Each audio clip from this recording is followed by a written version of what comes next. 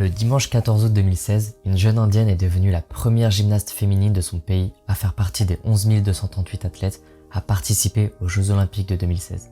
Elle est ainsi devenue l'idole sportive d'une génération, presque autant adulée que les stars bollywoodiennes, et tout ça grâce à son courage, sa force de conviction et son abnégation dans le sport qu'elle aime tant. Je vais vous raconter aujourd'hui l'histoire de Deepa Karmakar, la gymnaste la plus célèbre d'Inde, celle qui a conquis le cœur de millions de personnes grâce à des records qui resteront dans l'histoire de la gymnastique.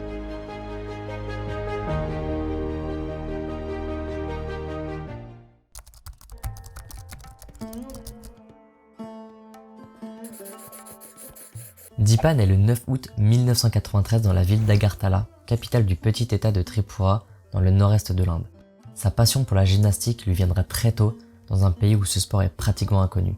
Son père, Dulal Karmakar, jouera un rôle crucial dans le développement sportif de la jeune Deepa, étant lui-même sportif et entraîneur d'haltérophilie à la Sports Authority of India, l'organisme sportif national suprême de l'Inde créé en 1982 par le ministère de la Jeunesse et des Sports du gouvernement indien dans le but de développer le sport et l'excellence sportive au niveau à la fois national et international. Nous sommes au début des années 2000. Le pays du cricket et du cinéma bollywoodien vient de dépasser le milliard d'habitants sur son territoire. Et malheureusement, la gymnastique, comme bien d'autres sports, sont totalement éclipsés du paysage médiatique. Le manque d'argent injecté impacte de manière négative le développement de cette pratique et crée par la même occasion un cercle vicieux dont il est difficile de s'échapper. En comparaison à d'autres sports tels que le cricket, le hockey sur gazon ou encore la lutte, les centres de performance pour les jeunes gymnastes se font rares, à l'instar des entraîneurs et des préparateurs physiques. Le manque d'équipement amène une baisse de la sécurité et donc moins de parents sont enclins à amener leur enfant à découvrir ce sport. Ce sous-équipement dont est victime l'Inde bride aussi considérablement la recherche de la performance dans cette discipline. C'est pourquoi les championnats nationaux y sont presque inexistants et donc par conséquent, les sponsors ne s'y intéressent absolument pas. Et qui dit pas de sponsors, dit pas d'argent à injecter, notamment dans l'amélioration des centres de performance ou dans les divers équipements. Et voilà comment on obtient théoriquement un cocktail parfait pour faire stagner l'évolution d'une discipline sportive sur un territoire. Mais en dépit de la situation critique de la gymnastique en Inde, Deepa Karmakar commencera à s'entraîner à l'âge de 6 ans avec Bijwesh Nandi, un coach et ancien gymnaste connu basé à Tripura. Mais malheureusement, Deepa a encore un problème de taille. Elle n'a pas du tout un corps propice à la gymnastique. Elle a très peu de souplesse et surtout, elle a les pieds plats.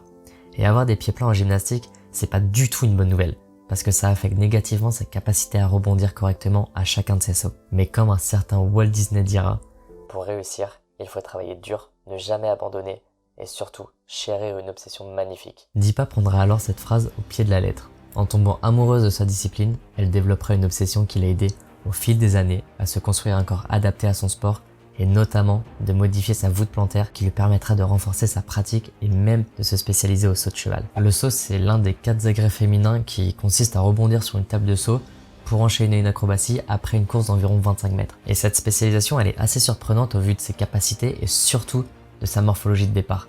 Mais ça nous permet de voir tout l'étendue de sa détermination. Et son travail sera récompensé pour la première fois en 2008 en remportant le championnat national junior à Jalpaiguri. À partir de maintenant, Deepa aura pour seul et unique but de gravir les échelons et d'atteindre le niveau international.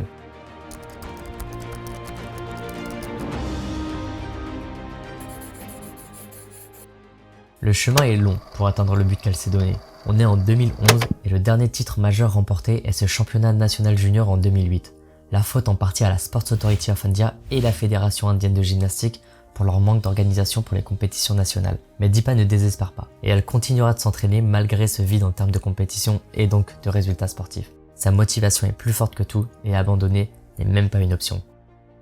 C'est donc lors de cette année 2011 que Deepa aura l'opportunité de voir son objectif se rapprocher, notamment en représentant l'état de Tripura lors des Jeux nationaux d'Inde, une compétition nationale où tous les états d'Inde s'affrontent dans différentes pratiques sportives. Il n'y a d'ailleurs qu'à regarder les dates irrégulières d'organisation de cet événement pour comprendre à quel point le monde de la compétition et de la performance est instable en Inde. C'est donc lors de cette 34e édition des Jeux nationaux d'Inde que Deepa remportera non pas 1, mais 5 titres.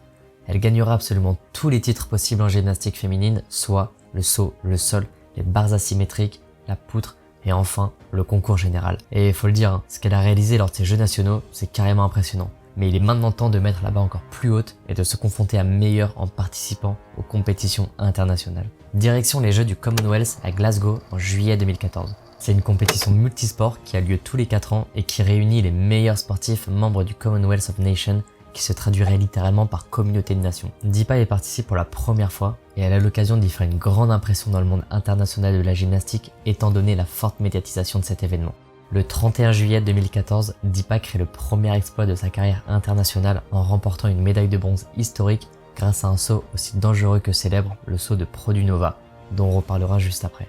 Elle devient ainsi la première gymnaste indienne à gagner une médaille lors des Jeux du Commonwealth et la seconde toujours confondue derrière Ashish Kumar lors de l'édition précédente en 2010 à Delhi. Et d'ailleurs, c'est notamment grâce à ces deux gymnastes que leur sport a commencé à se développer en Inde. Deepa enchaînera donc un an plus tard avec un nouvel exploit qui sera le second de sa carrière internationale et ça sera lors des championnats du monde de gymnastique artistique en 2015 en devenant la première indienne à se qualifier pour une finale de cette compétition. Elle terminera 5e au saut avec un score moyen de 14,683. Elle met alors avec cette 5e place au championnat du monde de 2015 un pied dans la compétition la plus attendue pour tout sportif, les Jeux Olympiques.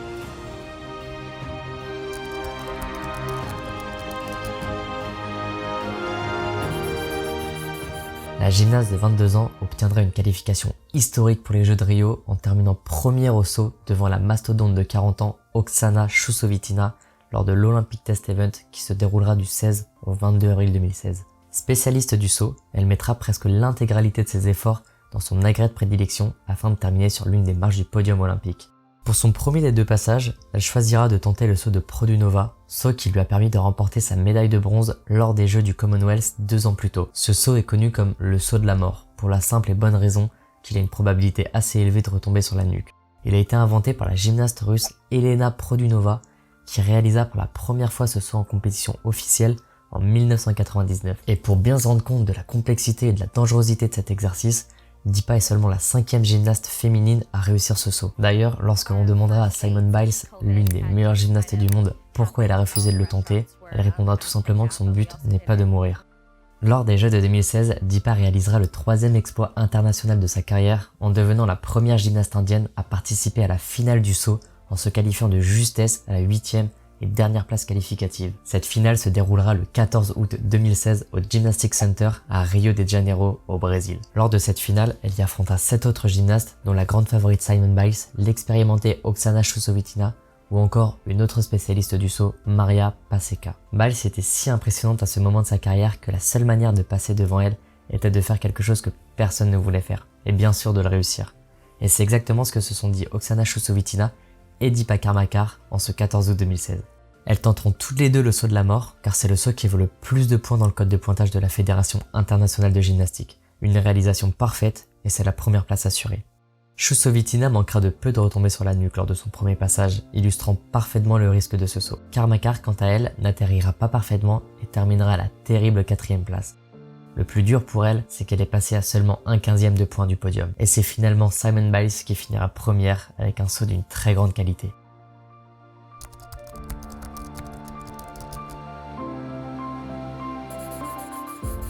La redescente après ces Jeux de 2016 fut pour le moins difficile.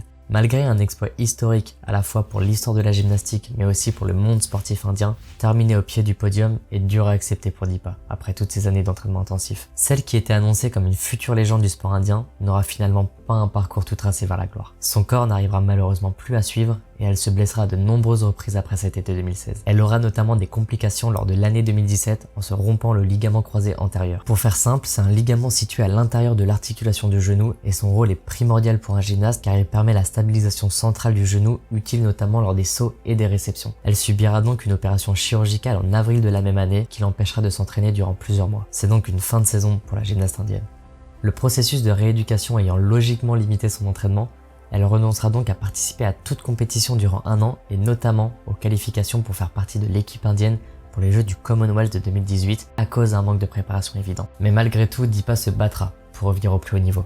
En juillet 2018, elle remportera la médaille d'or au saut lors d'une étape de Coupe du Monde à Mersin en Turquie. Mais cette lumière dans sa carrière fut de courte durée. La longue descente aux enfers qu'elle vivait depuis septembre 2016 reprendra de plus belle car même en traquant toutes les variables possibles, de l'alimentation à l'entraînement en passant par le sommeil, elle se blessera de nouveau lors des Jeux asiatiques en août 2018, puis en 2019 lors de l'étape de Coupe du Monde à Bakou, et malheureusement cette blessure arrivera au même genou que celui qui a subi une opération pour son ligament croisé. Cette blessure sonnera donc selon tous les médias la fin de la carrière de Deepa Karmakar. Elle lui fera manquer les championnats du monde qualificatifs pour les Jeux Olympiques de 2020 à Tokyo et donc par la même occasion les Jeux en eux-mêmes. À sa plus grande déception, elle ne pourra donc prendre sa revanche des Jeux de Rio en 2016. Mais même si la carrière de Deepa Karmakar ne finit pas comme prédit, il est important de se rappeler d'où elle vient, le chemin parcouru, la pression qu'elle a eue sur les épaules et aussi les défaites vécues autant que les médailles gagnées. C'est grâce à ses nombreux exploits qu'elle est devenue une idole au-delà du monde sportif. Mais il est surtout important de se rappeler que c'est avec cette tragique mais héroïque 4e place en 2016 qu'elle a conquis le cœur de tout un pays de plus d'1 milliard d'habitants.